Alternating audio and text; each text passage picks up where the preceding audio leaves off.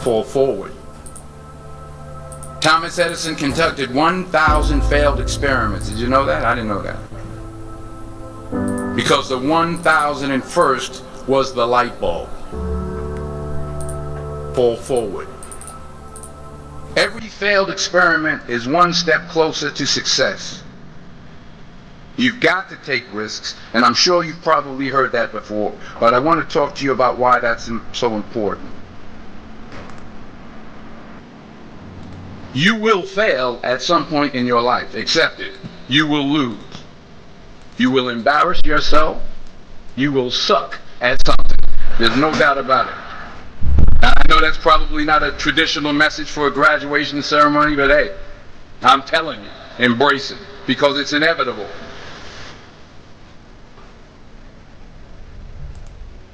In the acting business, you fail all the time. Early on in my career, I auditioned for a part in a Broadway musical. Perfect role for me, I thought, except for the fact that I can't sing.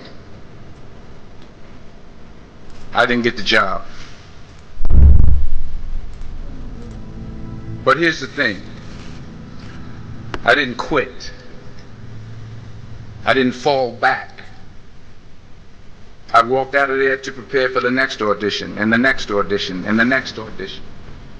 I prayed. I prayed. And I prayed. But I continued to fail, and fail, and fail. But it didn't matter, because you know what? There's an old saying, you hang around the barbershop long enough, sooner or later you're going to get a haircut.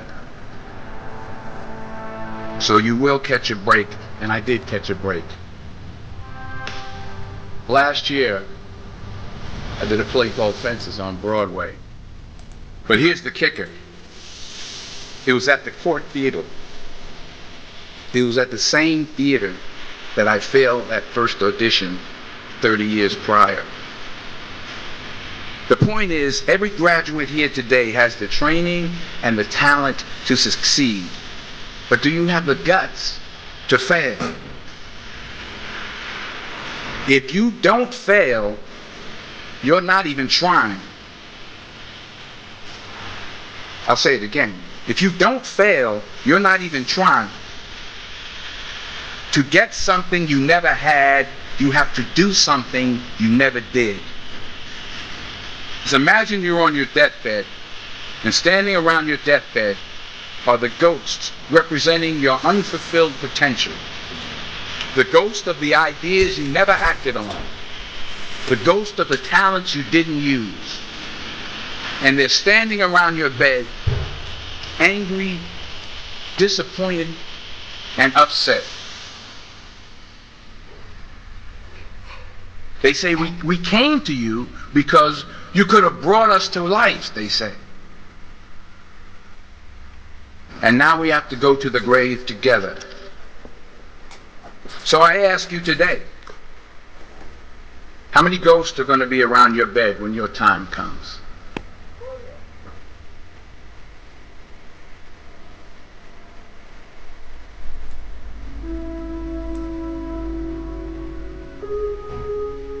I just got back from South Africa. It's a beautiful country, but there are places there with terrible poverty that need help.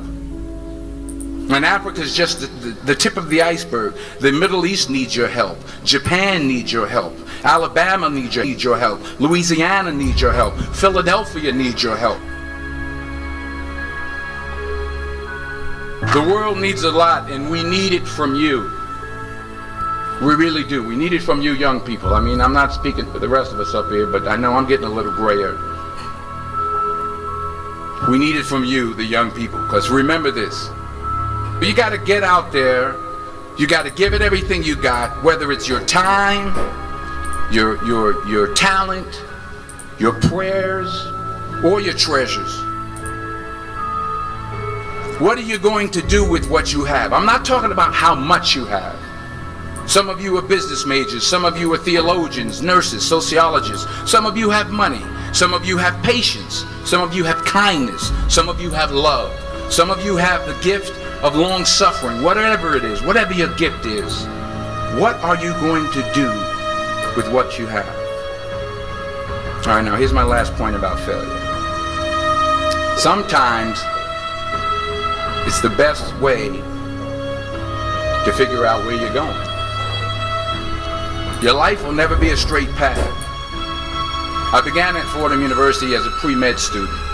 I took a course called cardiac morphogenesis. I couldn't read it, I couldn't say it, I sure couldn't pass it. So then I decided to go into pre-law, then journalism. And with no academic focus, my grades took off in their own direction. I was a 1.8 GPA, and the university very politely suggested that it might be better to take some time off. I was 20 years old, I was at my lowest point. And then one day, and I remember the exact day, March 27th, 1975, I was helping my mother in her beauty shop. My mother owned a beauty shop up in Mount Vernon.